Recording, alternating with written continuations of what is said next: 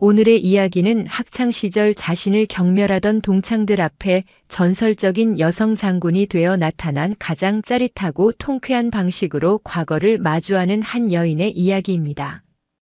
2024년 뼈를 애는 듯한 늦가을의 칼바람이 경상북도 포항의 광활한 훈련장을 휘젓고 있었습니다.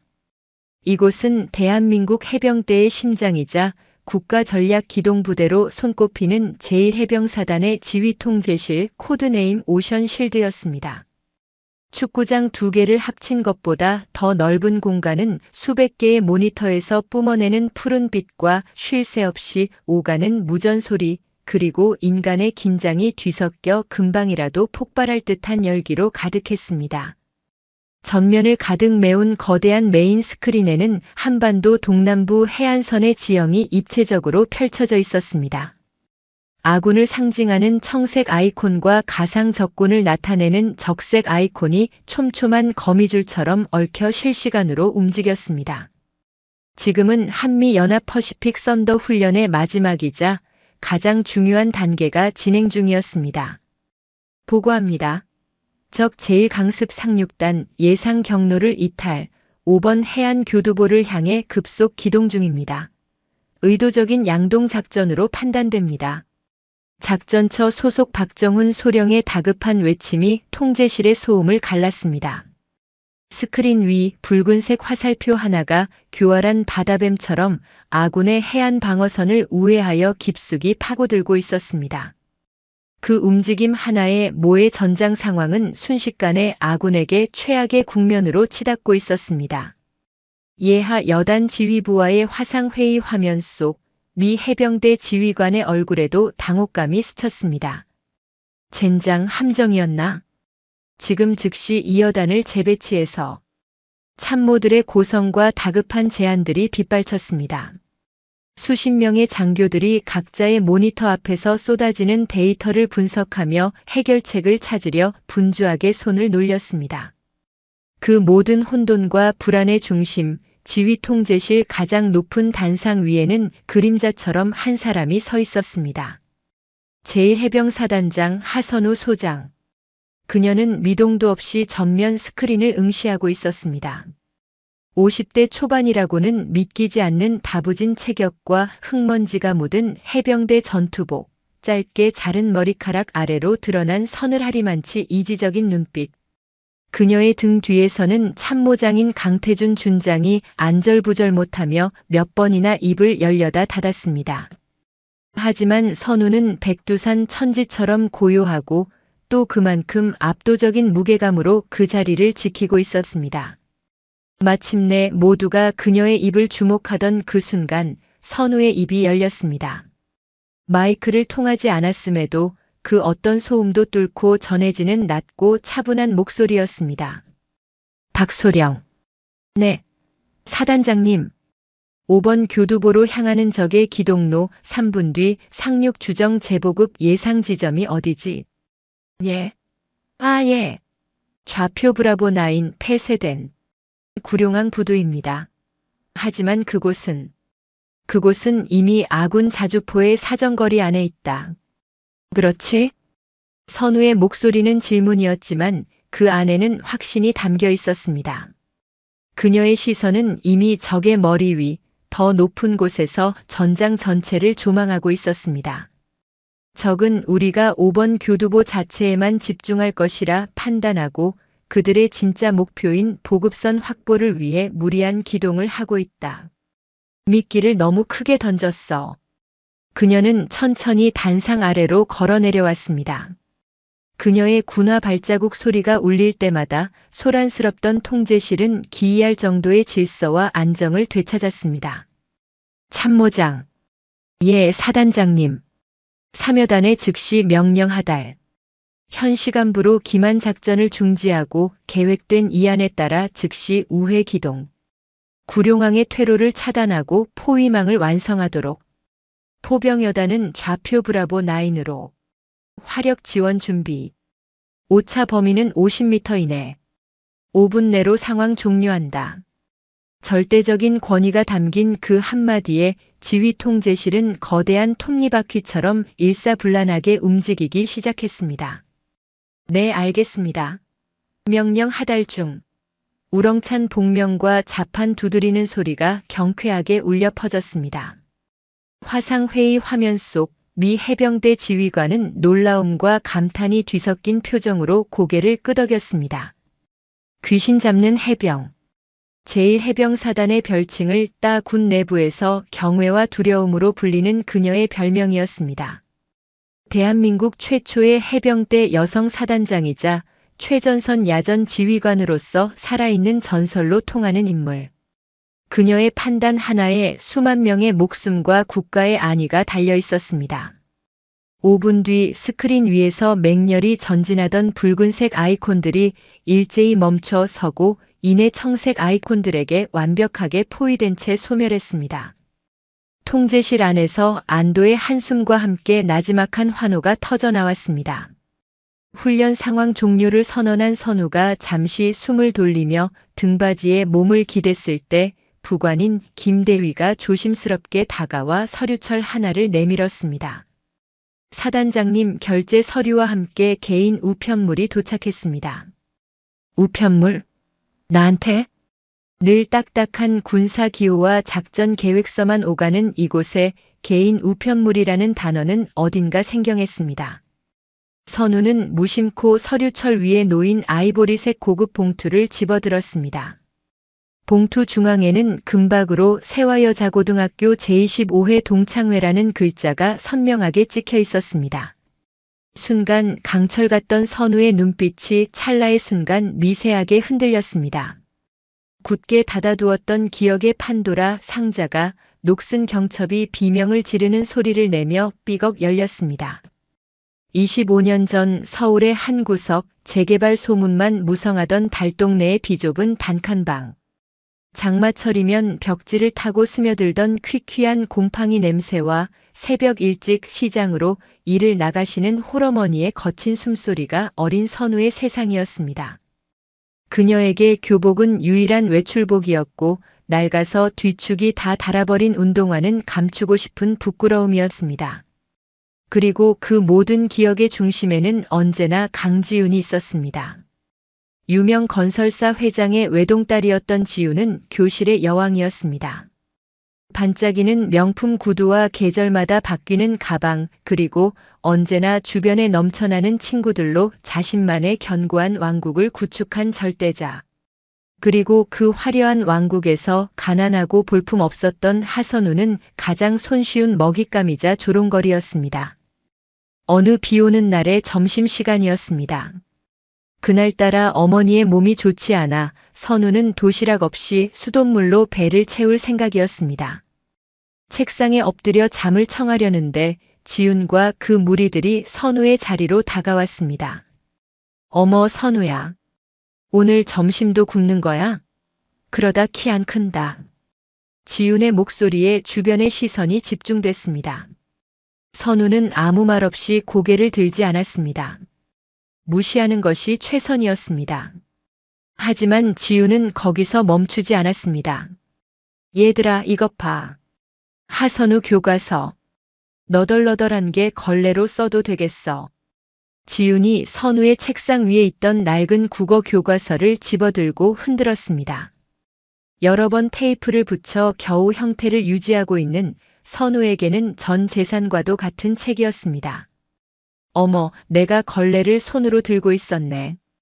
지우는 보란듯이 교과서를 바닥에 툭 던졌습니다. 그 순간 그녀의 손에 들려있던 딸기 우유 팩이 실수로 기울어지며 질펀하게 교과서 위로 쏟아졌습니다. 분홍색 액체가 낡은 종이에 스며들며 순식간에 책을 망가뜨렸습니다. 어떡하니, 선우야. 내가 우유를 내 교과서에 쏟았네. 내가 설마 내 키를 못 크게 해버린 건가? 푸. 주변에서 크크거리는 웃음소리가 터져나왔습니다. 선우는 이를 악물었습니다. 눈물이 핑 돌았지만 울 수는 없었습니다. 우는 것은 지는 것이었습니다. 그녀는 아무 말 없이 자리에서 일어나 젖어버린 교과서를 주워들었습니다. 손끝에서 느껴지는 축축하고 끈적한 감촉, 그리고 코를 찌르는 달콤한 향기가 역겨웠습니다. 또 다른 기억. 2학년 가을 전교생에게 지급되는 장학금 후보로 선우가 유력하게 거론되었습니다. 어려운 가정 형편 속에서도 전교 1등을 놓치지 않는 그녀의 성실함은 선생님들 사이에서도 칭찬이 자자했습니다. 하지만 그 소문이 지훈의 귀에 들어간 것이 화근이었습니다. 며칠 뒤 학교에는 이상한 소문이 돌기 시작했습니다. 하선우, 걔 사실은 그렇게 어렵지 않대. 동정심 유발해서 장학금 타내려는 거래. 밤에는 아르바이트 한다던데? 이상한 술집에서 일한다는 말도 있고. 근거 없는 악의적인 소문은 걷잡을 수 없이 퍼져나갔습니다. 선우는 필사적으로 해명하려 했지만 아무도 가난한 그녀의 말을 믿어주지 않았습니다. 결국 장학금은 다른 학생에게 돌아갔습니다. 복도에서 마주친 지우는 승리자의 미소를 지으며 선우의 어깨를 툭 치고 지나갔습니다. 안타깝게 됐네, 선우야. 세상은 원래 공평하지가 않단다. 그 차가운 눈빛, 경멸이 가득 담긴 목소리. 그 모든 기억이 25년이라는 세월을 뛰어넘어 어제 일처럼 선명하게 떠올랐습니다. 선우는 자신도 모르게 입술을 지그시 깨물었습니다. 군인이 되어 생사를 넘나드는 훈련과 수많은 위기, 역경을 넘었지만 유독 그 시절의 기억만큼은 희미해지지 않고 끈질기게 그녀를 따라다녔습니다. 사단장님, 안색이 좋지 않으십니다. 부관의 걱정스러운 목소리에 선우는 퍼뜩 현실로 돌아왔습니다. 그녀는 아무렇지 않은 척 희미하게 웃으며 고개를 저었습니다. 아니다. 잠시 다른 생각을 하느라. 창밖은 이미 짙은 어둠에 잠겨 있었습니다. 사단 사령부 연병장을 가로질러 관사로 향하는 짧은 길.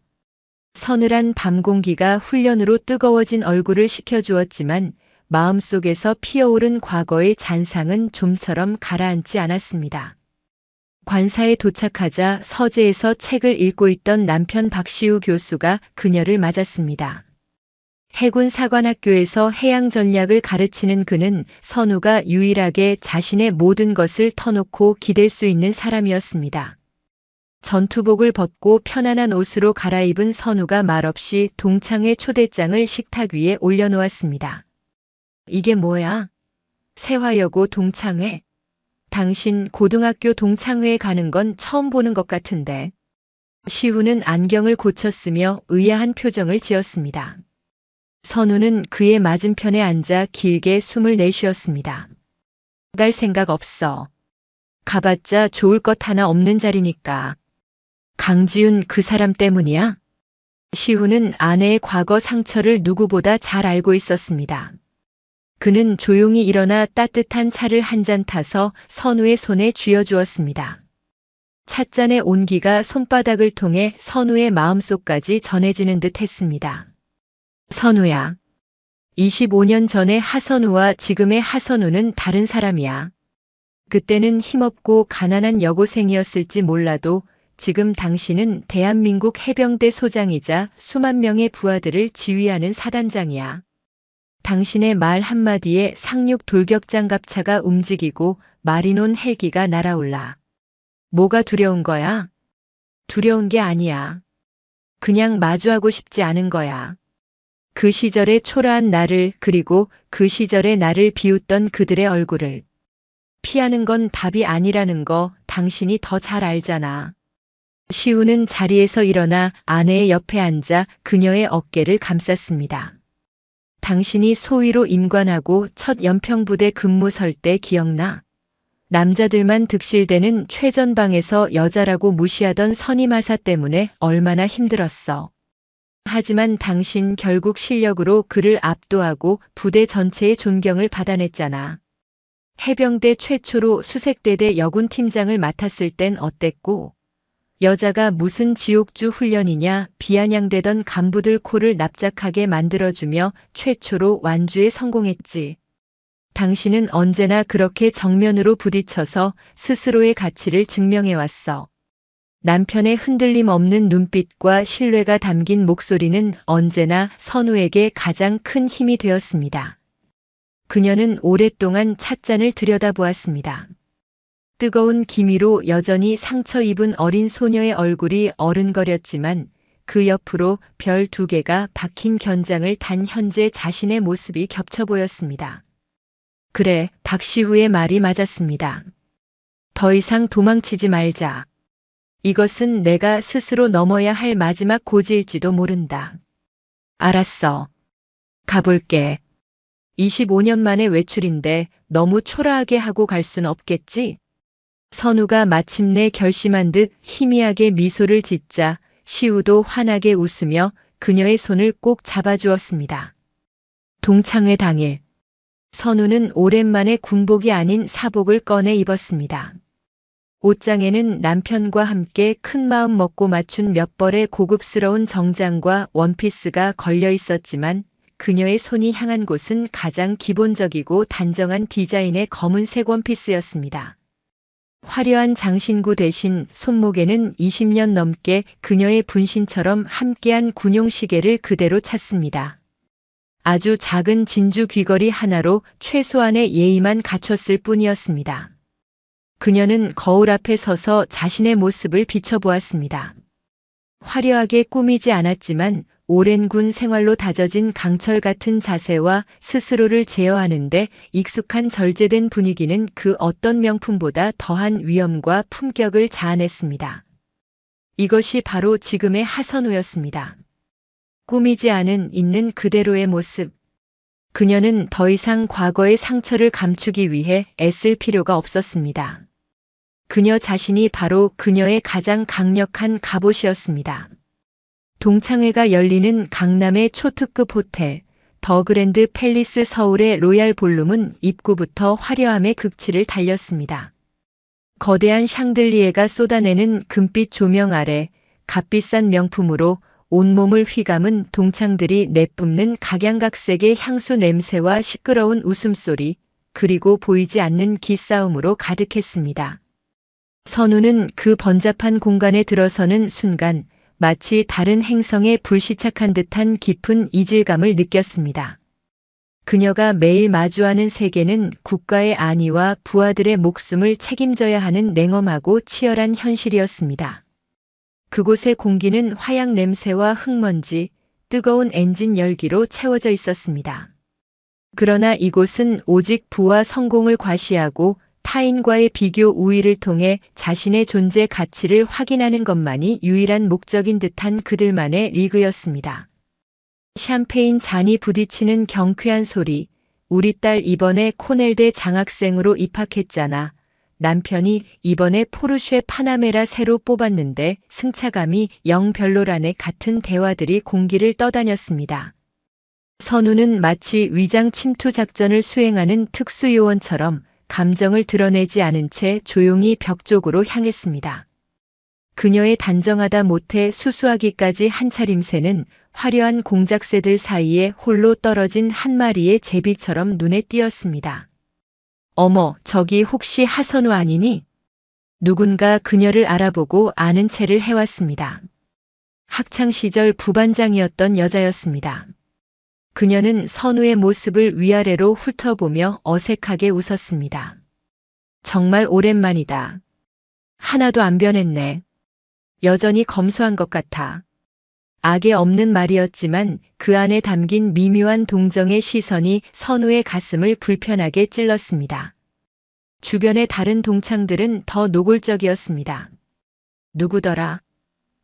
아, 옛날에 지독하게 가난했던 애 아냐? 세상에 요즘 동창회에 저렇게 입고 오는 사람도 있나?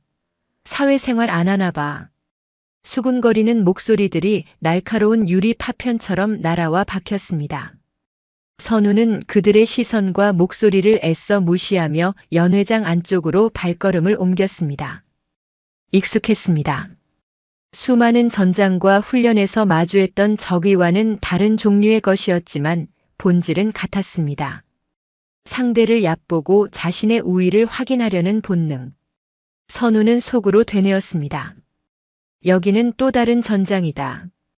평정심을 잃지 말자. 그때였습니다. 모든 사람의 시선을 한몸에 받으며 연회장 입구에 한 여자가 등장했습니다.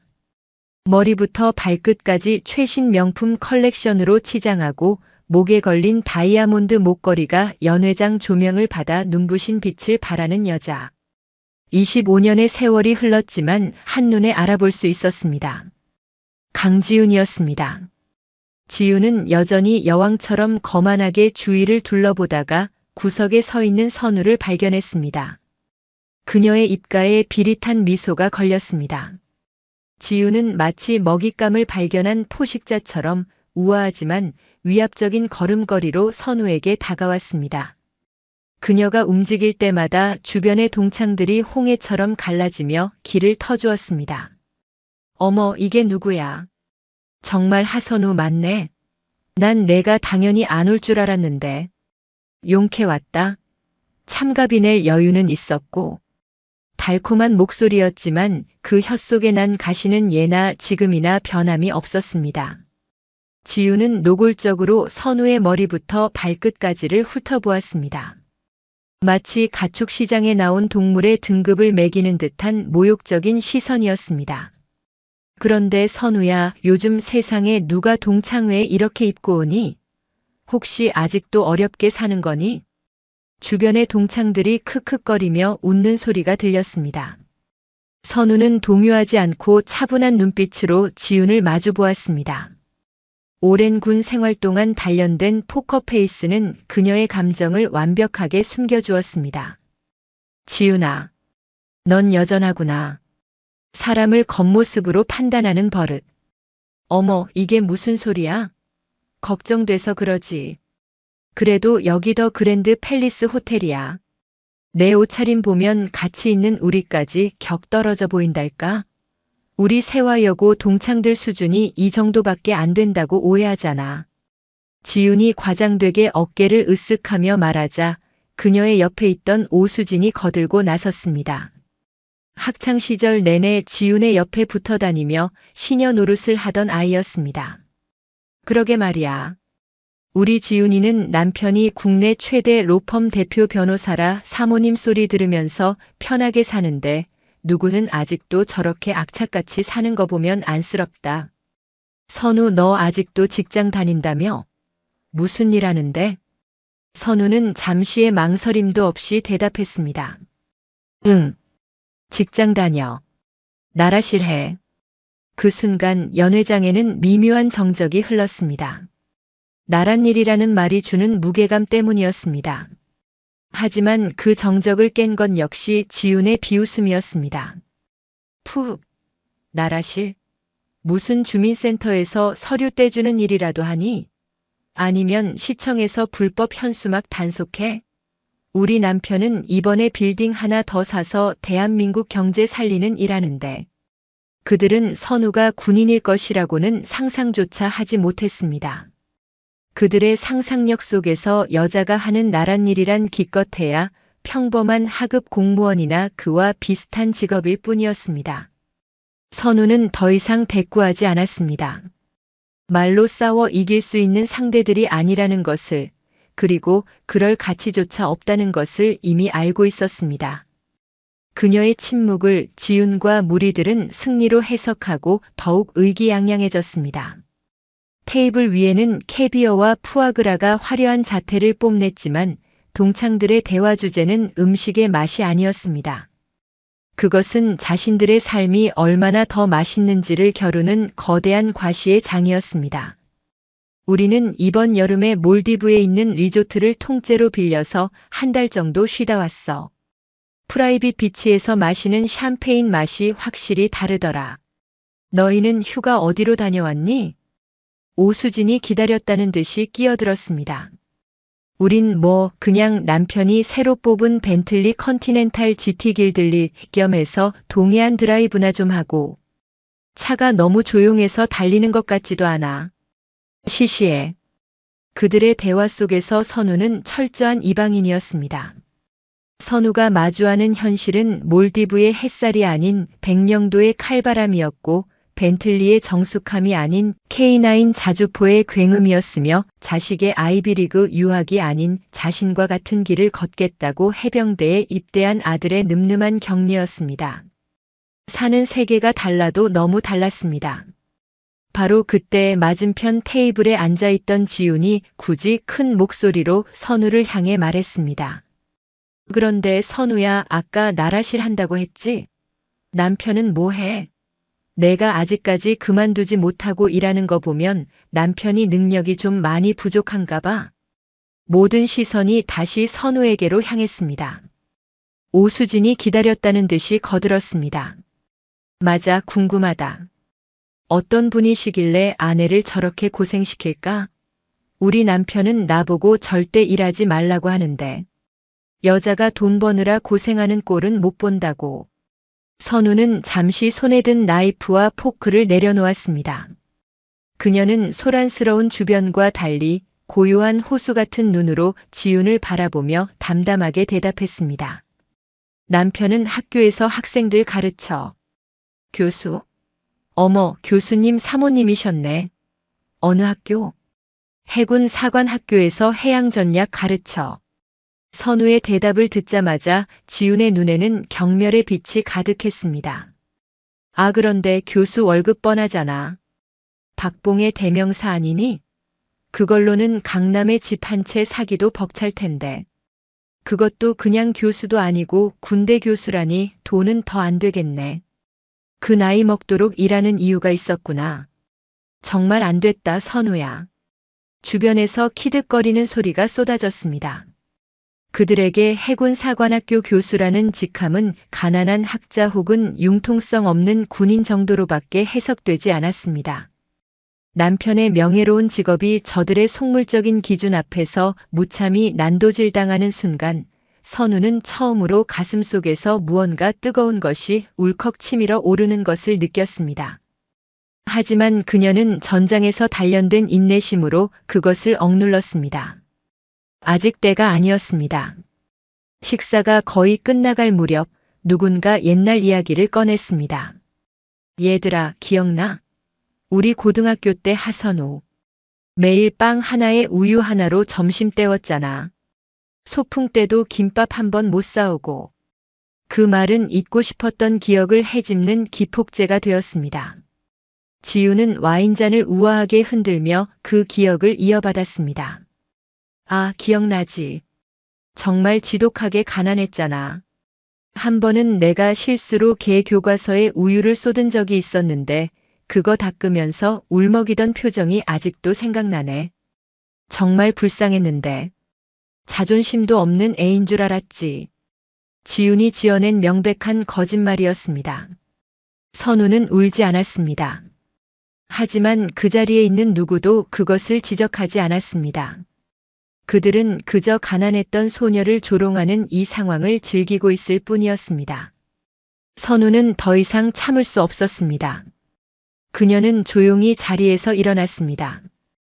갑작스러운 그녀의 행동에 시끄럽던 연회장의 순간적인 정적이 흘렀습니다. 선우의 눈빛은 더 이상 과거에 주눅 들었던 어린 소녀의 것이 아니었습니다. 그것은 수많은 위기 상황을 지휘하며 단련된 전장의 지휘관의 눈빛이었습니다. 귀신 잡는 해병의 눈빛이었습니다. 지훈아. 나직했지만 연회장 전체를 장악할 만큼의 힘이 있는 목소리였습니다. 그래, 우리 집은 가난했어. 하지만 난 단 한 번도 그걸 부끄럽게 생각해 본 적 없어. 진정으로 부끄러운 건 가난이 아니야. 25년이라는 세월이 흘렀음에도 여전히 사람을 옷차림이나 배경으로만 판단하고 타인의 약점을 들춰내며 자신의 우월감을 확인하려는 너희의 그 비루한 모습. 그게 진짜 부끄러운 거야. 지훈의 얼굴이 당혹감으로 굳어졌습니다. 오수진을 비롯한 다른 동창들의 얼굴에서도 웃음기가 사라졌습니다. 너희가 말하는 성공이 뭔지는 잘 모르겠다. 비싼 차, 넓은 집, 명품 가방이 너희의 성공이라면 축하하지. 하지만 내가 생각하는 성장은 그런 게 아니야. 선우는 연회장에 모인 모든 동창들을 천천히 둘러보며 말했습니다. 오늘 이 자리에 와서 나는 크게 실망했다. 25년이면 강산이 2번 하고도 반이 변하는 시간인데 너희는 고등학생 때와 조금도 달라지지 않았구나. 연 회장은 찬물을 끼얹은 듯 조용해졌습니다. 누구도 감히 입을 열지 못했습니다. 그저 자신들을 압도하는 선우의 기세에 눌려있을 뿐이었습니다. 바로 그 어색하고 팽팽한 정적을 깨고 사회자가 마이크를 잡았습니다. 분위기를 전환하려는 듯 한껏 들뜬 목소리로 외쳤습니다. 자자, 동창 여러분. 조금 무거운 이야기는 잠시 접어두시고 이제 오늘 행사의 하이라이트 순서입니다. 아내들을 위해 기꺼이 한 걸음에 달려와 주신 멋진 남편분들을 모시고 다 함께 단체 기념사진을 촬영하도록 하겠습니다. 남편분들 입장해 주십시오. 경쾌한 음악과 함께 연회장 문이 열리고 말끔하게 차려입은 남편들이 하나둘 모습을 드러냈습니다. 동창들의 얼굴에는 다시 화색이 돌았습니다. 그들은 방금 전의 창피함은 잊은 채 자신의 남편을 자랑스럽게 소개하기 시작했습니다. 지우는 의기양양하게 자신의 남편에게 다가가 팔짱을 꼈습니다. 그녀의 남편은 훤칠한 키에 다부진 체격을 가진 누가 봐도 성공한 남자의 풍모를 풍겼습니다. 얘들아, 우리 남편 이강혁 씨야. 지금 해병대사령부 작전참모처에서 근무하고 있어. 대령이라는 계급은 다들 알지? 곧 별 달 거야.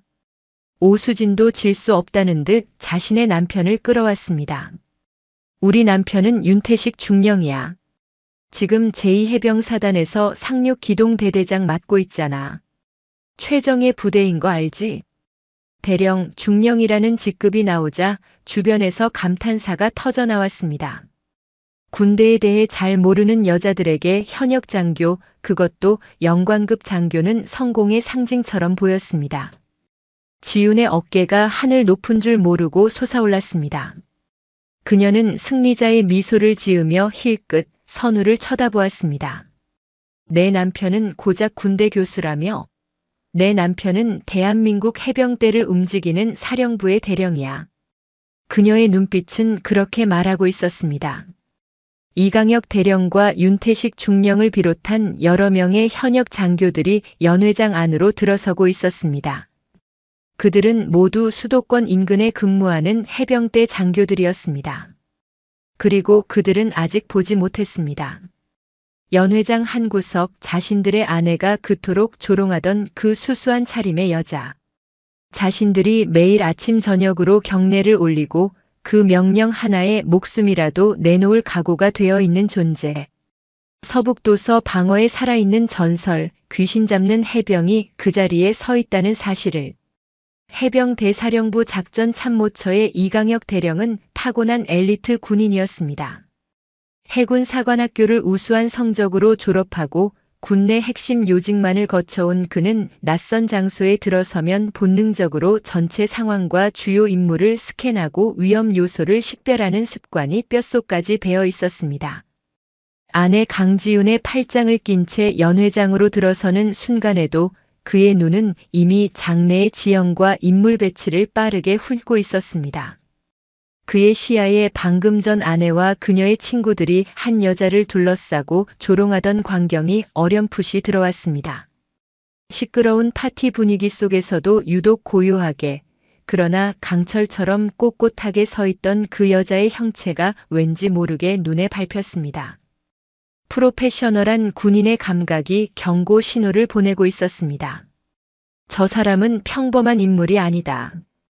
그의 시선이 마침내 연회장 한 구석에 서 있는 하선우에게 정확히 닿았습니다. 순간 이강혁 대령의 모든 사고 회로가 정지했습니다. 시간이 멈췄습니다. 주변의 소음, 화려한 조명, 아내의 목소리, 모든 것이 아득하게 멀어졌습니다. 눈을 몇 번이고 비볐습니다. 피로 때문에 헛것을 보는 것이라고, 그저 닮은 사람일 것이라고 스스로를 수십 번 부정했습니다. 하지만 아니었습니다. 화려한 장식 하나 없는 검소한 원피스 차림이었지만 그 서늘한 눈빛과 한치의 흐트러짐도 없는 자세, 상대를 꿰뚫어 보는 듯한 그 형형한 기운은 매일 아침 국방부 화상회의 화면 너머로 보던 그 모습 그대로였습니다. 사단장님, 제1해병사단장 하선우 소장님, 이 대령의 얼굴에서 핏기가 싹 가셨습니다.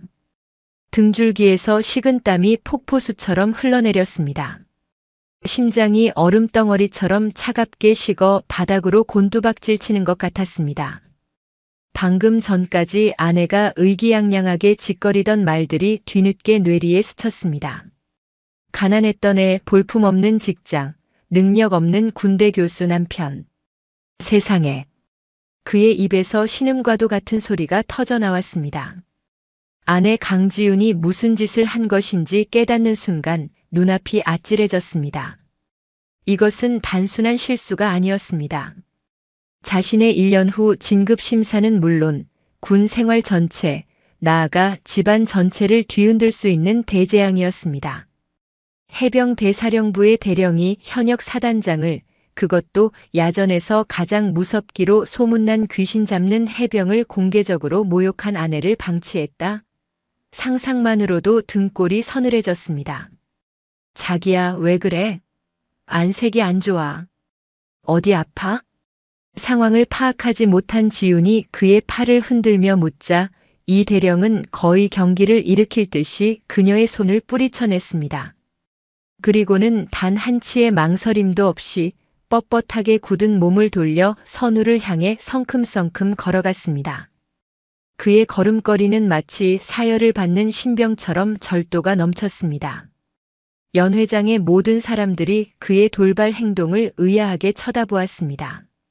지우는 창피함에 얼굴을 붉히며 자기 어디가? 사람들 보잖아. 하고 소리쳤지만 그의 귀에는 들리지 않았습니다. 이강혁 대령은 정확히 선우의 세 걸음 앞에 멈춰 섰습니다.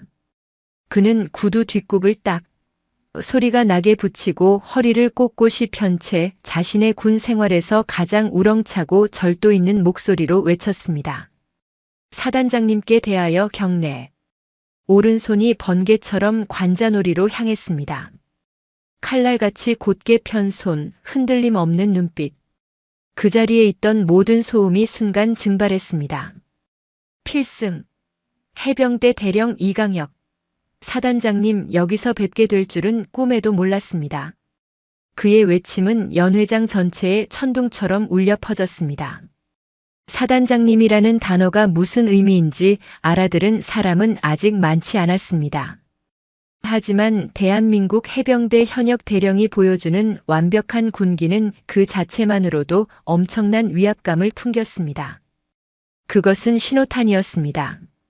아내 오수진의 옆에서 어리둥절해 있던 제2해병사단 상륙기동대대장 윤태식 중령. 그는 이 대령의 경례와 사단장님이라는 단어를 듣는 순간 온몸의 피가 역류하는 것을 느꼈습니다. 비록 소속은 다르지만 해병대 소장에게 경례하는 것은 당연한 일. 하선우 소장은 해병대 내에서 모르는 사람이 없는 전설적인 인물이었습니다. 그 역시 선우의 얼굴을 확인하는 순간 몸이 기계처럼 반응했습니다. 필승. 윤태식 중령이 이 대령의 옆으로 달려와 우렁차게 경례를 올렸습니다. 뒤이어 연회장 곳곳에 흩어져 있던 다른 장교 서너 명도 상황을 파악하고는 경악한 얼굴로 달려와 일제히 경례를 붙였습니다. 필승! 필승! 해병대의 경례 구호가 연이어 연회장을 갈랐습니다. 이제 완벽한 침묵이 내려앉았습니다. 경쾌하던 파티 음악은 누군가 꺼버린 듯 멈췄고 사람들의 웃음소리, 대화 소리도 모두 사라졌습니다. 오직 현역 장교들의 우렁찬 경례 구호만이 정적을 갈랐습니다. 강지윤은 얼어붙어 있었습니다. 눈앞의 광경을 도저히 이해할 수 없었습니다. 대한민국 해병대 대령이자 자신의 가장 큰 자랑거리인 남편이 저 초라하고 볼품없던 하선우에게 사단장님이라며 머리를 조아리고 있었습니다. 사단장? 그게 뭔데? 내 남편보다 높은 거야? 그녀의 머릿속이 하얗게 비어버렸습니다. 덜덜 떨리는 고개로 남편과 선우를 번갈아 쳐다보았습니다.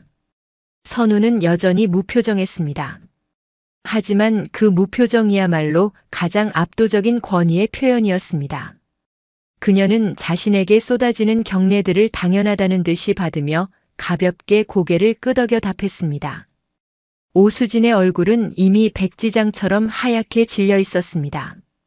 남편 윤태식 중령이 사시나무 떨듯 떨며 경례를 올리는 모습을 본 그녀는 다리에 힘이 풀려 주저앉을 뻔했습니다.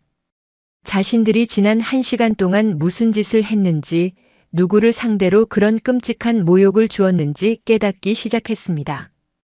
그때 군에 대해 잘 모르는 한 동창이 옆 사람에게 속삭였습니다.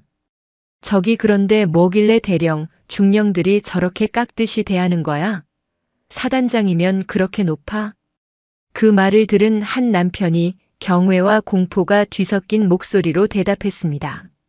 높은 정도가 아니에요. 저분은 그냥 사단장이 아니에요.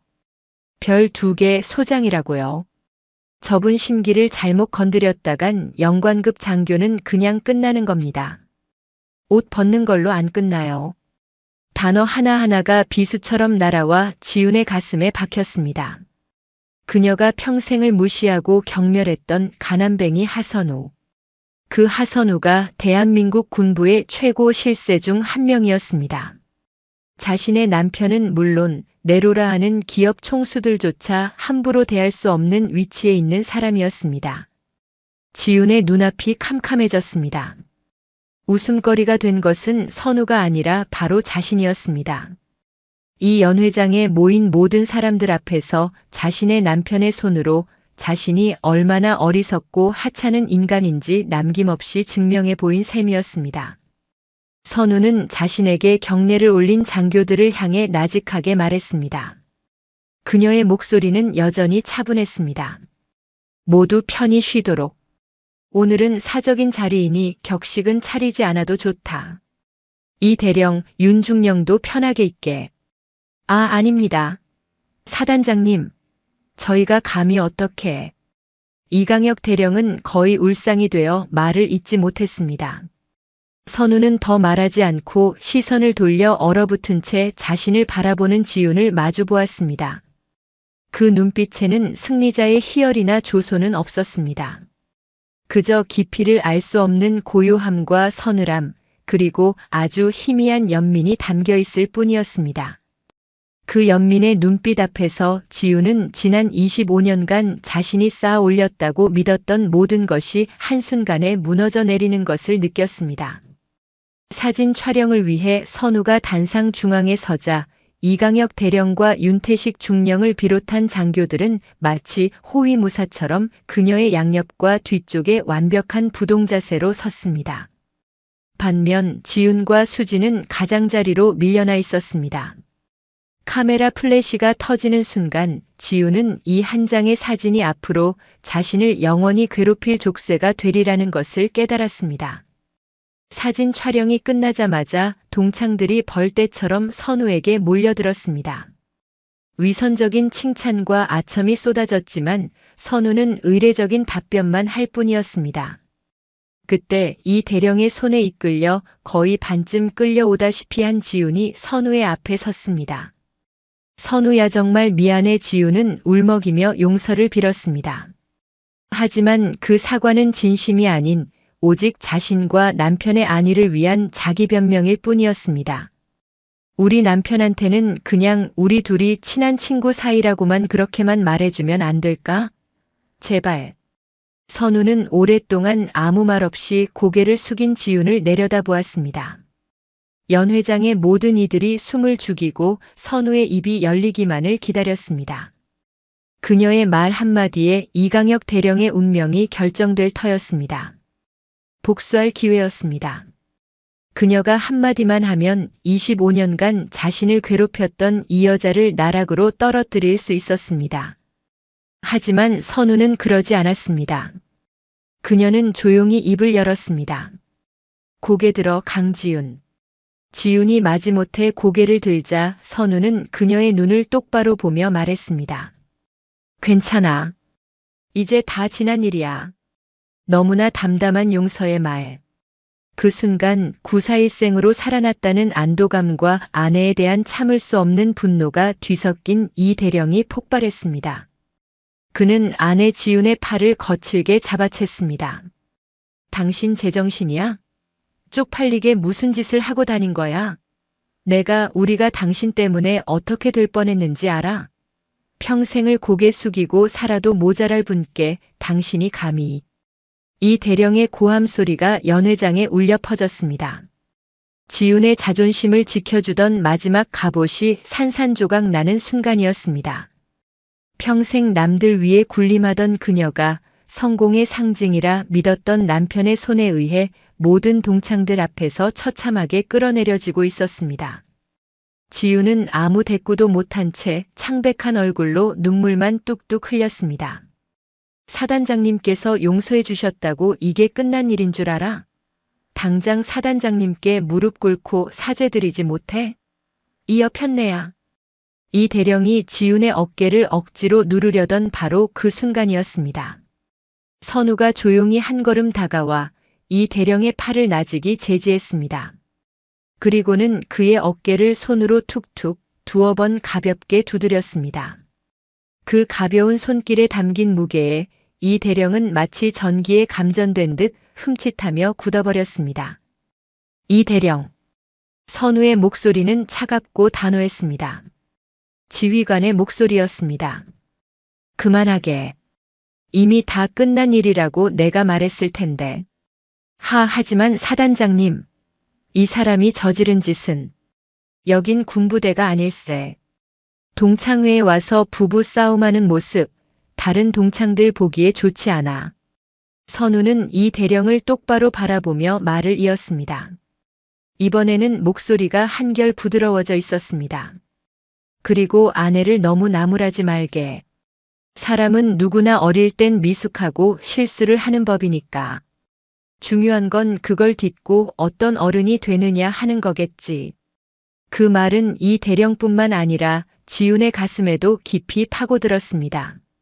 선우는 이제 완벽히 다른 차원의 사람이 되어 있었습니다.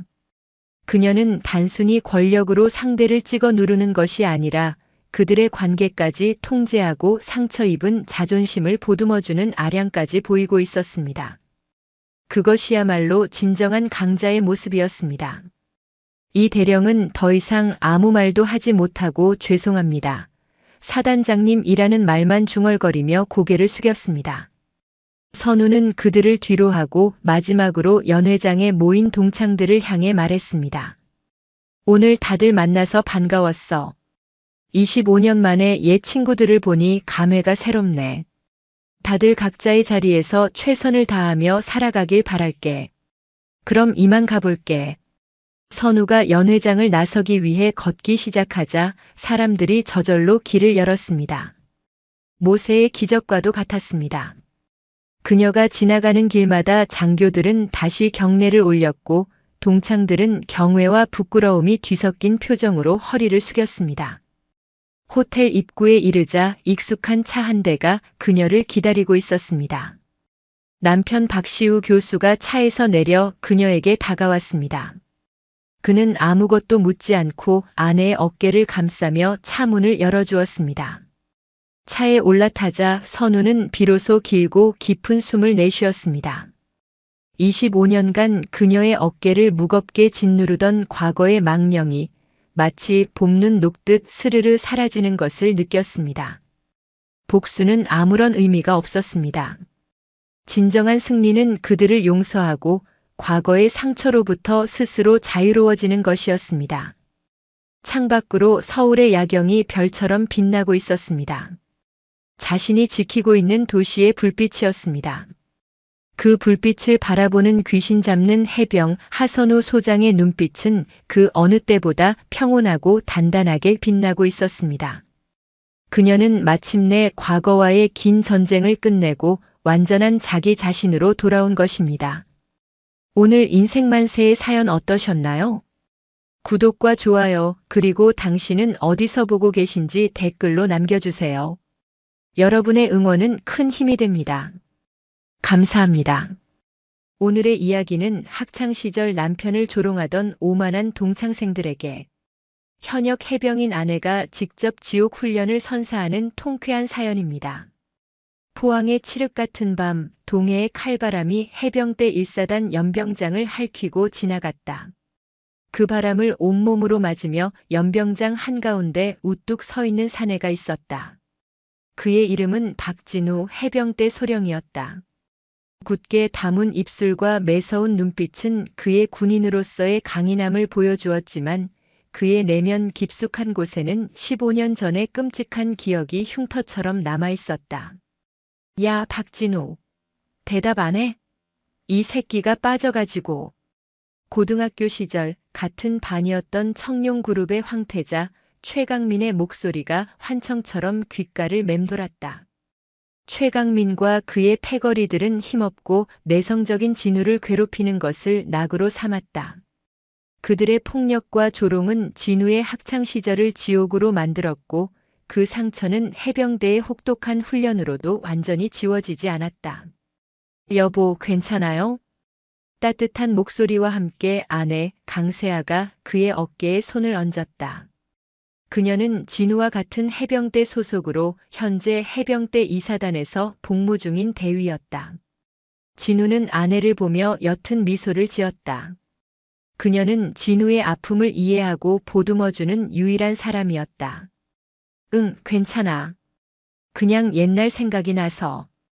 또 그 인간들 생각했어요? 세아의 물음에 진우는 말없이 고개를 끄덕였다.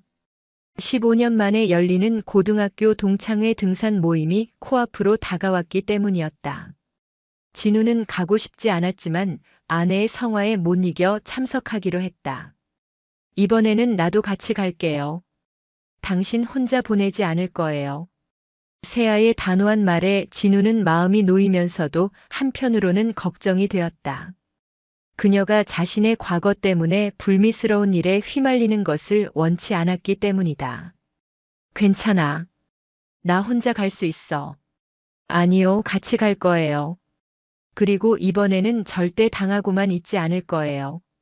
세아의 눈빛은 그 어느 때보다도 단호했다. 그녀는 남편을 위해서라면 그 어떤 일도 마다하지 않을 준비가 되어 있었다. 며칠 후 동창회 등산 모임 날이 밝았다. 진우와 세아는 등산복 차림으로 약속 장소인 김포 문수산으로 향했다. 문수산은 해병대 2사단이 주둔하고 있는 곳이기도 했다. 어이, 박진우. 오랜만이다. 산 입구에 도착하자마자 익숙하면서도 불쾌한 목소리가 들려왔다. 최강민이었다. 그는 15년 전과 변함없이 오만한 표정으로 진우를 내려다보았다. 그의 옆에는 과거 진우를 괴롭혔던 패거리들 오태식과 윤대영이 함께 있었다. 그들은 현재 최강민이 운영하는 회사에서 일하고 있었다. 그래, 오랜만이다. 진우는 애써 태어난 척하며 대답했다. 하지만 그의 심장은 불안감으로 세차게 뛰고 있었다. 여전히 빌빌대는 건 여전하네.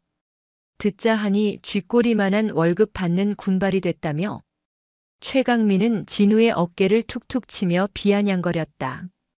그의 아내와 다른 동창들도 덩달아 킥킥거리며 웃었다. 그리고 옆에는 누구셔? 내 깔따구? 생긴 건 멀쩡한데 남자 보는 눈은 영광이시네. 최강민의 조롱은 진우를 넘어 세아에게까지 향했다. 진우의 주먹이 부들부들 떨렸다. 하지만 그는 섣불리 나설 수 없었다. 과거의 트라우마가 그의 발목을 잡고 있었기 때문이다. 그때 세아가 한 걸음 앞으로 나섰다. 남편 앞에서 아내를 모욕하는 건 어느 나라 예의범절이죠? 세아의 차가운 목소리에 최강민과 그의 패거리들은 순간 당황한 표정을 지었다. 뭐야, 이 여자 뭔데 진짜? 뭔데 끼어드세요? 저는 박진우 소령의 아내 강세아 대위입니다. 그리고 당신들이 지금 서 있는 이 문수사는 제 관할 구역이기도 하고요. 세아의 말에 최강민의 얼굴이 굳어졌다. 뭐? 내가 대위라고? 웃기지 마. 내가 대위면 나는 사단장이다. 최강민은 세아의 말을 비웃으며 무시했다. 하지만 세아는 눈 하나 깜짝하지 않았다. 그럼 한번 확인해 볼까요? 당신들이 그렇게 좋아하는 군기를 제가 한번 잡아드리죠. 세아는 싸늘한 미소를 지으며 최강민과 그의 패거리들을 향해 말했다. 그녀의 눈빛은 마치 적을 앞에 둔 맹수처럼 번뜩였다. 전원 집합. 세아의 우렁찬 목소리가 문수산에 울려 퍼졌다. 그녀의 목소리에는 해병대 대위의 위엄이 서려 있었다. 최강민과 그의 패거리들은 자신들도 모르게 몸이 굳어지는 것을 느꼈다. 지금부터 내가 하는 말에 토다는 놈은 군법에 따라 엄중히 처벌할 것이다. 알겠나? 아무도 대답하지 못했다. 그들은 세아의 기세에 완전히 압도당했다. 대답 안 하지? 다시 한번 묻겠다. 알겠나? 강세아의 얼음장 같은 목소리에 최강민과 패거리들은 저도 모르게 움찔했다. 미필인 최강민은 어설프게나마 군인 흉내라도 내야 이 상황을 벗어날 수 있겠다는 생각에 TV에서 본 것을 떠올리며 다급하게 외쳤다. 충성. 그러자 옆에 있던 오태식과 윤대영도 눈치껏 뒤따라 외쳤다. 성. 그 순간 강세아의 표정이 싸늘하게 굳다 못해 살기마저 어렸다. 그녀는 어이가 없다는 듯 헛웃음을 터뜨렸다. 충성이라 지금 여기가 어디 육군 훈련소인 줄 아나? 그녀는 천천히 최강민에게 다가가 그의 멱살이라도 잡을 듯한 기세로 얼굴을 들이밀었다. 이것들이 군대를 가봤어야 알지. 들어라. 충성은 육군, 필승은 해군과 공군, 그리고 여기 너희가 서 있는 이 땅을 지키는 우리 해병대의 구호다. 머리에 똑똑히 새겨둬. 못 배운 티 팍팍 내지 말고. 그녀는 잠시 말을 끊고 싸늘한 눈으로 그들 모두를 훑어보았다. 겁에 질린 그들에게서 아무 대답이 없자 그녀의 목소리가 산 전체를 울릴 듯이 커졌다. 대답. 필승. 최강민과 그의 패거리들은 거의 비명을 지르듯 찢어지는 목소리로 경례를 외쳤다. 그제야 강세아의 입가에 만족스럽다는 듯 차가운 미소가 걸렸다. 그들의 이마에는 식은 땀이 송골송골 맺혀 있었다. 좋아. 지금부터 산 정상까지 구보로 이동한다. 낙오하는 놈은 각오하는 게 좋을 거야. 구보 시작. 세아의 명령이 떨어지자마자 최강민과 그의 패거리들은 허둥지둥 산을 오르기 시작했다. 그들의 뒤를 따르는 세아의 입가에는 만족스러운 미소가 걸려 있었다. 그녀의 복수는 이제 막 시작되었을 뿐이었다. 진우는 그런 아내의 뒷모습을 바라보며 벅차오르는 감정을 느꼈다. 15년 동안 그를 짓눌렀던 악몽이 서서히 걷히는 순간이었다. 구보 시작. 강세아 대위, 아니 강세아 소장의 불호령은 문수산 초입의 고요한 공기를 찢었다. 최강민과 그의 패거리 그리고 명품 등산복으로 치장한 그들의 아내들은 어안이 벙벙한 표정으로 서로를 쳐다볼 뿐 누구 하나 선뜻 발을 떼지 못했다. 군대라고는 TV에서나 본 게 전부인 그들에게 구보라는 단어는 생소하고도 위압적이었다. 뭐하나? 군말 없이 뛰지 못할까? 세아의 목소리에 서리빨 같은 기운이 실렸다. 그녀는 가장 뒤처져 있던 윤대영의 등을 강하게 밀쳤다. 악! 윤대영이 비명을 지르며 휘청거렸다. 그제야 상황 파악이 된 무리들은 울며 겨자 먹기로 뜀박질을 시작했다. 값비싼 등산화는 익숙지 않은 산길 위에서 불편하게 삐걱거렸고 완벽하게 세팅된 머리는 땀으로 엉겨붙기 시작했다. 핵저 전현 미친 거 아니야? 자기가 뭔데 우리한테 이래라 저래라야? 최강민의 아내 김유라가 숨을 헐떡이며 불평을 쏟아냈다. 그녀는 세팅한 머리와 화장이 망가지는 것이 분해서 견딜 수가 없었다. 그러니까 아무리 군발이라도 그렇지 민간인한테 이래도 되는 거야? 자기야, 당신 뭐라도 좀 해봐. 오태식의 아내 역시 남편의 옆구리를 찔렀다.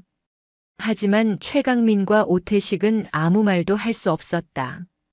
세아의 눈빛에서 장난기라고는 찾아볼 수 없었기 때문이다. 저 여자는 진짜였다. 해병대 소령이라는 박진우의 말이 거짓이 아니었듯 그의 아내 역시 보통 내기가 아니라는 것을 본능적으로 직감했다. 야, 최강민. 너 진짜 가만히 있을 거야? 내가 어떤 사람인데 고작 대위 계급장 단계지배한테 이런 굴욕을 당하고 있어? 오태식이 최강민을 부추겼다. 청룡그룹의 황태자 그 누구 앞에서도 고개를 숙여본 적 없는 최강민의 자존심이 들끓기 시작했다. 시발 두고 봐. 최강민은 이를 갈며 중얼거렸다. 그는 일단 시키는 대로 하는 척하다가 허점을 보이면 단숨에 제압할 생각이었다. 하지만 그의 예상과 달리 세아는 한치의 빈틈도 보이지 않았다. 똑바로 안 뛰어? 자세 불량. 팔은 90도로 유지하고 시선은 전방 15도를 주시한다. 군기가 빠져가지고. 세아는 마치 훈련소의 악마 교관처럼 그들의 자세 하나하나를 지적하며 불호령을 내렸다. 그녀의 목소리는 산 전체를 쩌렁쩌렁 울렸다. 등산로를 지나던 다른 등산객들은 기이한 광경에 힐끔거리며 지나갔지만 누구 하나 감히 끼어들 엄두를 내지 못했다. 아, 못 가겠어. 오빠, 나 더는 못 가. 결국 윤대영의 아내가 바닥에 주저앉아 버렸다. 그녀의 울음 섞인 하소연에 윤대영이 세아에게 달려들 듯 소리쳤다. 저기요. 보자 하니까 너무 심한 거 아니세요? 제 아내가 쓰러졌잖습니까? 쓰러져? 군장에 비하면 깃털처럼 가벼운 몸뚱이 하나 건사 못해서 주저앉은 걸 가지고 어딜 엄살이야. 전우가 뒤처지면 이끌어주는 게 전우애다. 업고 뛸 수 있도록. 뭐라고요? 업고 뛰라고? 윤대영의 눈이 휘둥그레졌다. 못 알아들었나? 내 아내, 내가 업고 정상까지 뛰어 올라가란 말이다. 아니면 여기서 둘 다 나고 처리하고 군법으로 다스릴까? 세아의 협박에 윤대영은 얼굴이 새하얗게 질렸다. 군법이라는 말의 무게가 그의 어깨를 짓눌렀다. 그는 결국 아무 말 못하고 아내를 일으켜 세우려 낑낑거렸다. 하지만 평소 운동이라고는 숨쉬기 운동밖에 하지 않던 그가 아내를 업는 것은 불가능에 가까웠다. 그 모습을 지켜보던 박진우가 조용히 다가갔다. 그는 말없이 윤대영의 아내를 자신의 등에 업었다. 모두의 시선이 진우에게 쏠렸다. 최강민과 그의 패거리들은 물론 세아조차도 예상치 못한 행동이었다. 진우는 15년 전 그들의 밑에서 온갖 수모를 당하던 약하고 내성적인 소년이 아니었다. 해병대의 혹독한 훈련을 거쳐 다져진 그의 단단한 등은 조금의 흔들림도 없었다. 가자. 진우는 짧게 한마디를 내뱉고 다시 묵묵히 산을 오르기 시작했다. 그의 등에는 윤대영의 아내가 그리고 15년 동안 그를 짓눌렀던 과거의 상처가 함께 엎여 있었다. 하지만 그의 발걸음은 그 어느 때보다도 가볍고 힘찼다.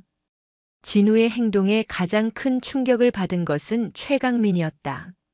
그는 자신이 그토록 무시하고 짓밟았던 박진우의 의외의 모습에 말문이 막혔다. 강자에게 약하고 약자에게 강했던 자신과는 너무나도 다른 모습이었다. 부끄러움과 알 수 없는 패배감이 그의 온몸을 휘감았다. 그렇게 한참을 더 올랐을까 드디어 문수산 중턱의 쉼터가 나타났다. 세아는 그제야 잠시 멈춰서서 휴식을 명했다. 10분간 휴식. 각자 수분 보충하고 호흡 정리할 수 있도록. 명령이 떨어지자마자 모두가 바닥에 주저앉았다. 최강민과 그의 패거리들은 땀과 눈물, 콧물로 범벅이 된 채 거친 숨을 몰아쉬었다. 그들의 아내들은 서로를 부축하며 넋나간 표정으로 앉아 있었다. 야, 박진우. 최강민이 힘겹게 입을 열었다. 왜? 진우는 물통에 물을 마시며 무심하게 대답했다. 너 정체가 뭐냐? 그리고 내 와이프는 진짜 대위 맞아? 최강민의 목소리에는 이전의 오만함 대신 경계심과 의구심이 가득했다. 그는 지금 이 상황이 도저히 현실적으로 느껴지지 않았다. 한낱 공무원인 줄 알았던 박진우는 해병대 소령이었고 그의 아내는 고작 대위라고 하기에는 상상 이상의 카리스마와 통솔력을 보여주고 있었다. 진우는 최강민을 지그시 바라보았다. 그의 눈빛은 더 이상 과거처럼 두려움에 떨지 않았다. 정체? 나 해병대 소령 박진우다. 그리고 내 아내는. 진우가 입을 여는 순간 세아가 그의 말을 가로막았다. 내 소개는 내가 직접 하지. 세아는 땀 한 방울 흘리지 않은 말끔한 얼굴로 그들에게 다가왔다. 그녀는 자신의 군복 상의에 부착된 계급장을 손가락으로 툭툭 건드렸다. 다이아몬드 하나가 박힌 대위 계급장이었다. 나는 해병대 2사단 소속 강세아 대위다. 보다시피 별 볼 일 없는 계급이지. 그런데 말이야. 세아의 입가에 서늘한 미소가 번졌다. 너희들이 지금 밟고 있는 이 땅, 문수산 일대는 우리 해병 2사단의 작전 지역이다. 그리고 불행하게도 오늘 이 시간부로 이 지역의 위기 대응 총괄 지휘관은 바로 나 강세아 대위로 임명되었지. 세아는 자신의 스마트폰 화면을 그들의 눈앞에 들이밀었다. 화면에는 이사단장 지시사항이라는 제목의 긴급 메시지가 떠 있었다. 현 시간부로 문수산 일대 민간인 통제 훈련 개시. 현장 지휘관은 강세아 대위에게 위임함. 훈련 방해 및 지시 불이행자는 군형법 제47조 명령 위반에 의거 즉결 처분 가능함을 통보함. 그리고 메시지 발신인의 이름은 선명하게 찍혀 있었다. 해병대 제2사단장 소장 강태준. 최강민의 눈이 경악으로 물들었다. 강태준. 그는 뉴스에서 몇 번 본 적 있는 이름이었다. 얼마 전 서해 최전선을 시찰하며 북한에 대해 강경한 발언을 쏟아냈던 해병대 내에서도 강골 중의 강골로 알려진 바로 그 인물이었다. 이게 어떻게 된 거야? 어떻게 되긴. 너희들은 지금 실전과 다름없는 군사훈련에 자발적으로 참여하고 있는 거야. 그룹의 황태자께서 몸소 대민 지원에 나서주셨는데 이 정도 대우는 당연한 거 아닌가? 세아는 최강민의 어깨를 가볍게 두드리며 말했다. 그녀의 손길이 닿은 곳에 소름이 돋았다. 자, 이제 휴식은 끝났다. 슬슬 몸 좀 풀어볼까? 아직 정상까지는 한참 남았다고. 세아의 말이 끝나기 무섭게 저 멀리 산 아래에서부터 헬리콥터의 프로펠러 소리가 희미하게 들려오기 시작했다. 소리는 점점 더 커지며 그들이 있는 쉼터를 향해 빠르게 접근하고 있었다. 저건. 오태식이 손가락으로 하늘을 가리키며 더듬거렸다. 검은색 해병대 마크가 선명한 수리온 헬기 한 대가 그들의 머리 위를 맴돌고 있었다. 이윽고 헬기에서 로프가 내려오고 완전 무장한 해병대원들이 능숙하게 하강하기 시작했다. 현 시간부로 훈련 상황을 한 단계 격상한다. 지금부터는 단순 구보가 아니다.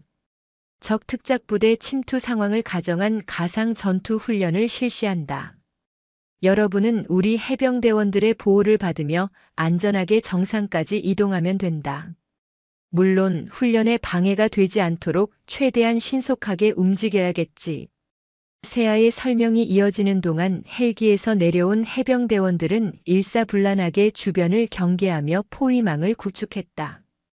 그들의 손에 들린 K 소총의 총구가 최강민과 그의 패거리들을 향하는 듯한 것은 단순한 착각이 아니었다. 그럼 다시 시작해볼까? 세아의 눈이 번뜩였다. 최강민과 그의 패거리들은 이제 도망칠 곳도 저항할 힘도 남아있지 않다는 것을 깨달았다. 그들은 거대한 덫에 걸린 생쥐에 불과했다. 그리고 그 덫을 놓은 것은 그들이 15년 동안 무시하고 괴롭혔던 박진우의 아내 고작 대위 강세아였다. 수리온 헬기의 강렬한 하강풍이 문수산 중턱을 휘감았다. 흙먼지와 나뭇잎이 폭풍처럼 휘날리며 최강민 일당의 얼굴을 가차없이 때렸다. 방금 전까지 입고 있던 수백만 원짜리 명품 등산복은 흙먼지 투성이가 되어 볼품 없어졌다. 로프를 타고 하강한 10여 명의 해병대원들은 한치의 오차도 없는 동작으로 순식간에 방어 진영을 구축했다. 그들의 손에 들린 K2 소총의 검은 총구는 마치 지옥의 심연처럼 깊고 차갑게 느껴졌다. 뭐 하는 거야? 총 치워, 이 새끼들아. 극도의 공포에 휩싸인 오태식이 이성을 잃고 소리쳤다. 하지만 그의 고함에 반응하는 해병은 아무도 없었다. 그들은 오직 현장 지휘관 강세아 대위의 명령만을 기다리는 강철 인형과도 같았다. 현 시간부로 귀관들은 중요 보호 대상 민간인이다. 지금부터 통제에 불응하거나 작전에 방해되는 행위를 할 시 즉각 제압 후 강제 이송 조치한다. 이상. 선임인 듯한 중사가 다가와 기계적인 목소리로 통보했다.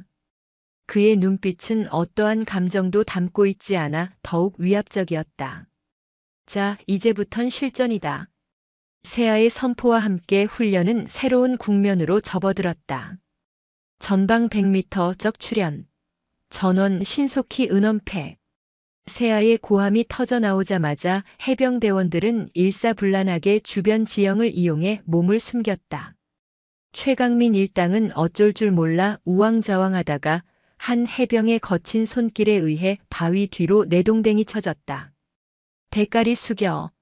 죽고 싶나. 해병의 험악한 목소리에 최강민의 아내 김유라가 결국 울음을 터뜨렸다. 흐엉, 나 집에 갈래.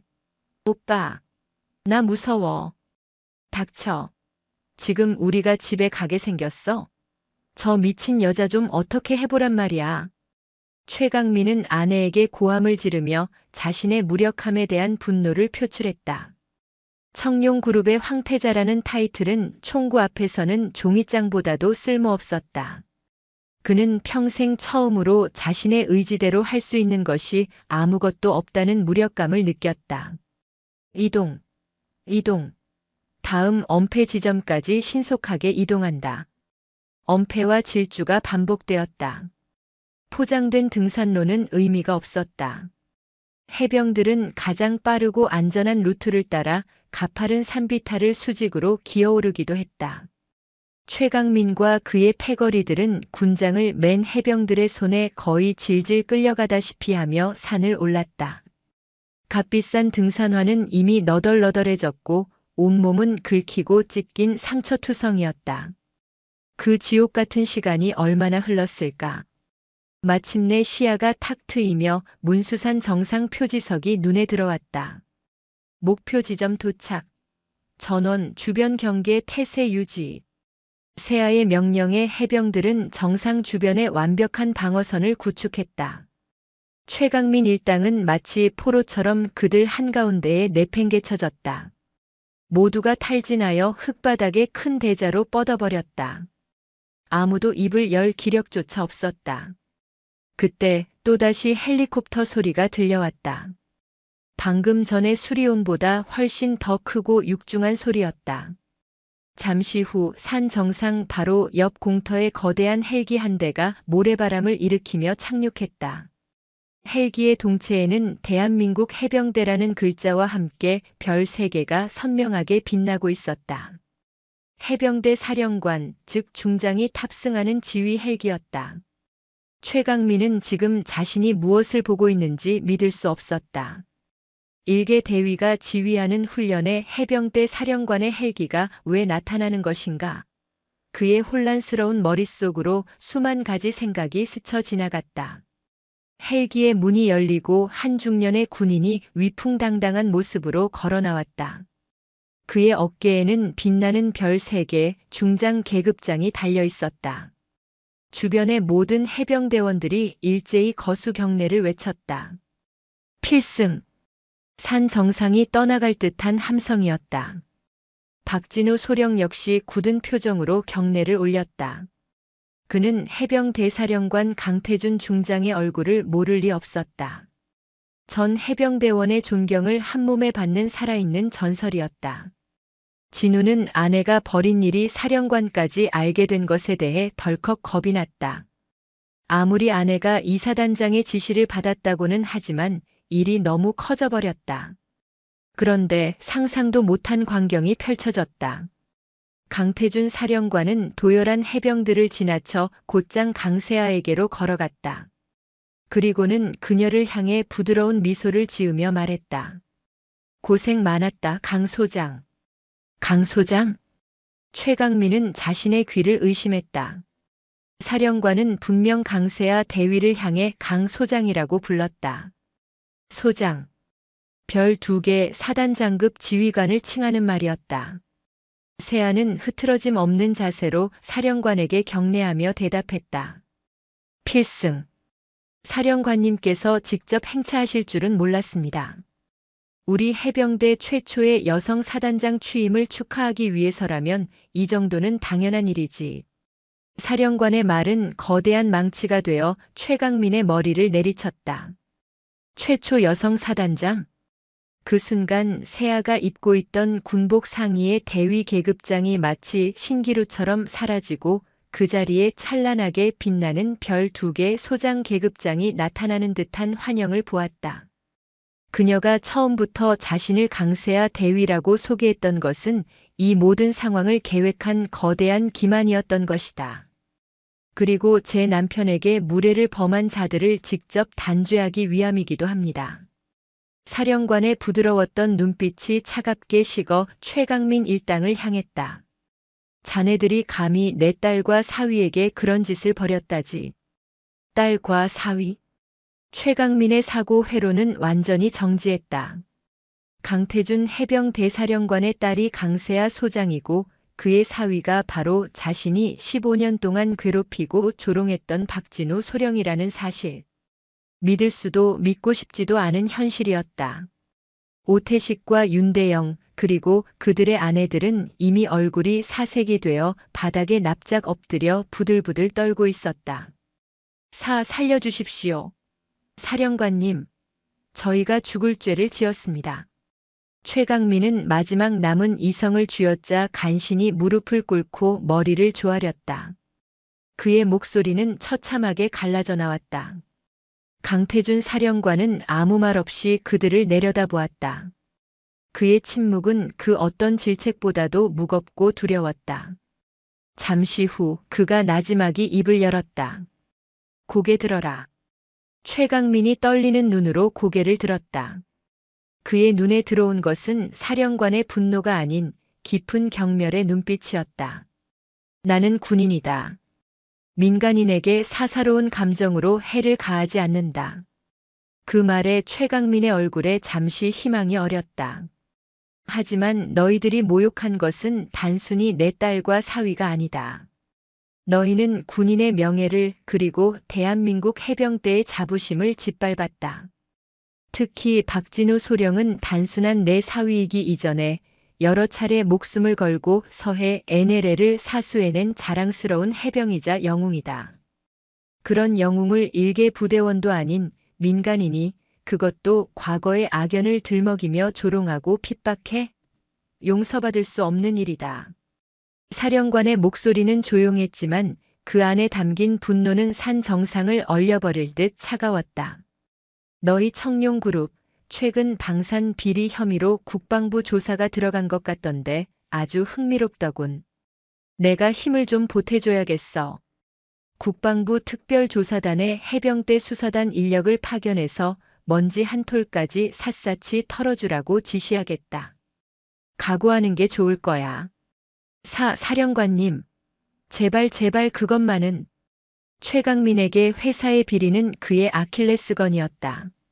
그것이 세상에 알려지는 날 그의 아버지로부터 물려받을 모든 것은 물거품이 되고 만다. 그는 필사적으로 매달렸지만 사령관의 눈빛은 요지부동이었다.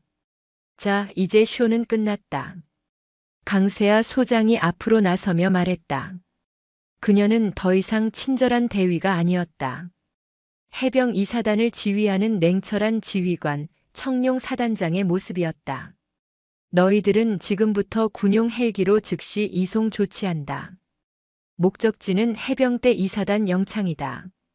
군사보호구역 내 작전 방해 및 군 기밀 누설 혐의에 대한 조사가 끝날 때까지 거기서 푹 쉬도록 해라. 영창이라니요. 소장님, 저희는 민간인입니다. 민간인? 아까는 군사훈련에 자발적으로 참여한 대민지원 인력 아니었나?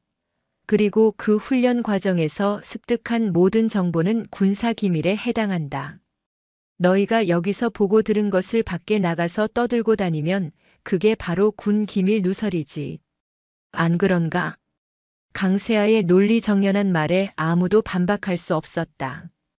그들은 자신들이 판 무덤에 스스로 빠진 꼴이었다. 해병대원들이 다가와 축 늘어진 최강민 일당을 하나씩 일으켜 세웠다. 그들은 아무런 저항도 하지 못한 채 헬기로 끌려갔다. 헬리콥터 문이 닫히기 직전 최강민은 마지막으로 박진우를 바라보았다. 진우는 더 이상 과거의 약한 모습이 아니었다. 그는 아내 강세아 소장의 옆에 당당히 서서 자신을 내려다보고 있었다. 그의 눈빛은 동정도 조롱도 아닌 그저 무심함 그 자체였다. 최강민은 그제야 깨달았다. 자신이 15년 동안 얼마나 어리석고 하찮은 짓을 해왔는지를, 그리고 그 대가가 얼마나 끔찍한 것인지를.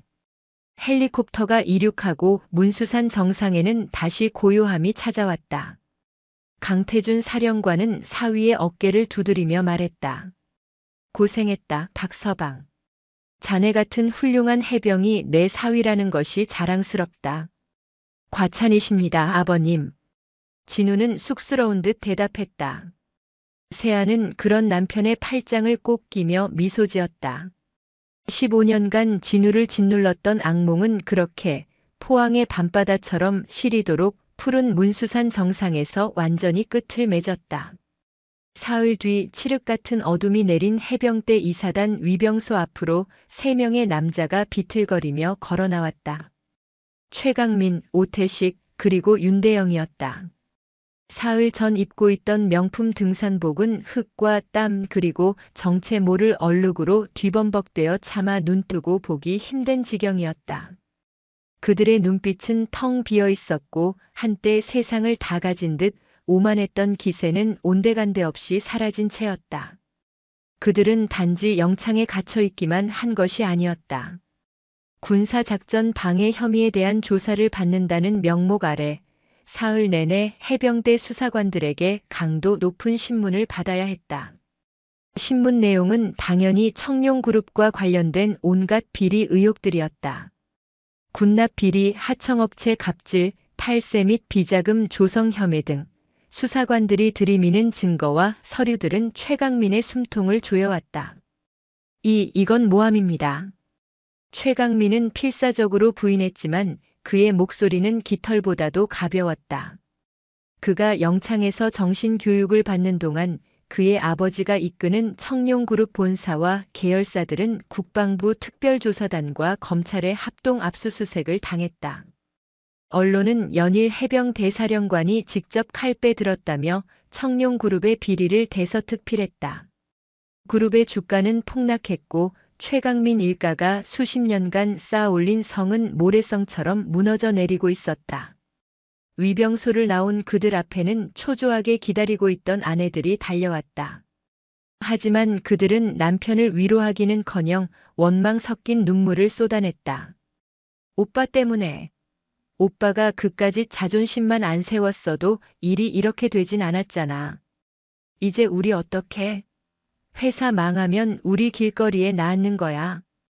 아내들의 울부짖음에도 최강민은 아무런 대꾸도 할 수 없었다. 그는 그저 멍하니 문수산을 올려다보았다. 며칠 전 지옥 같았던 기억이 생생하게 떠올랐다. 강세아 소장의 차가운 눈빛, 박진우의 무심한 표정, 그리고 하늘을 뒤덮었던 헬리콥터의 소음까지. 그는 모든 것을 잃고 나서야 자신이 얼마나 어리석었는지를 깨달았다. 한 달 후, 김포에 위치한 해병대 이사단장 관사. 넓은 창 너머로 서해의 낙조가 붉게 물들고 있었다.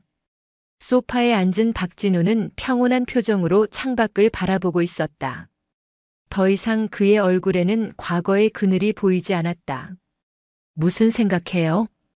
샤워를 마친 강세아가 젖은 머리를 수건으로 털며 다가와 그의 옆에 앉았다. 군복을 벗은 그녀는 위험 있는 사단장이 아닌 사랑스러운 아내의 모습이었다. 그냥 이제 정말 다 끝났다는 생각이 들어서.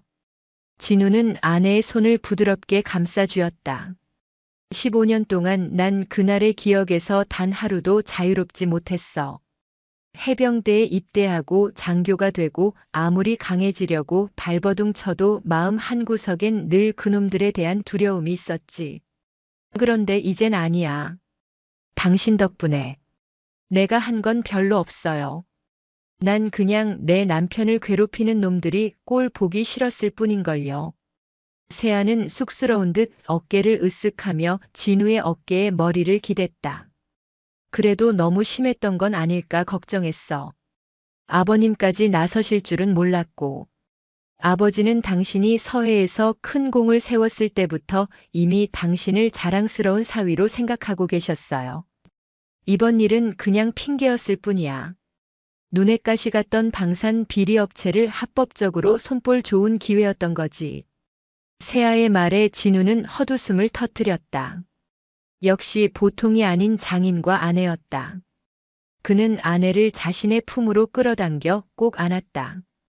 따뜻한 온기가 두 사람 사이를 가득 메웠다. 15년간의 악몽을 끝내준 세상에서 가장 강하고 사랑스러운 아내였다. 그 시각 15년 만에 개설되었던 고등학교 동창회 단체 채팅방은 그야말로 아수라장이었다. 문수산에 올랐던 동창생들의 입을 통해 그날의 진실이 조금씩 퍼져나갔기 때문이었다. 박진우 아내가 투스타 최강민네 회사 군대에 찍혀서 망했다더라 등 확인되지 않은 소문들이 난무했다. 그때 채팅방에 새로운 메시지가 하나 올라왔다. 발신인은 최강민이었다. 박진우에게 진심으로 사과합니다. 학창시절 저의 어리석고 폭력적인 행동으로 인해 지울 수 없는 상처를 준 점 평생을 반성하며 살겠습니다. 동창 여러분께도 좋지 못한 모습을 보여드려 죄송합니다. 최강민의 굴욕적인 사과문을 시작으로 오태식과 윤대영의 사과문이 뒤를 이었다.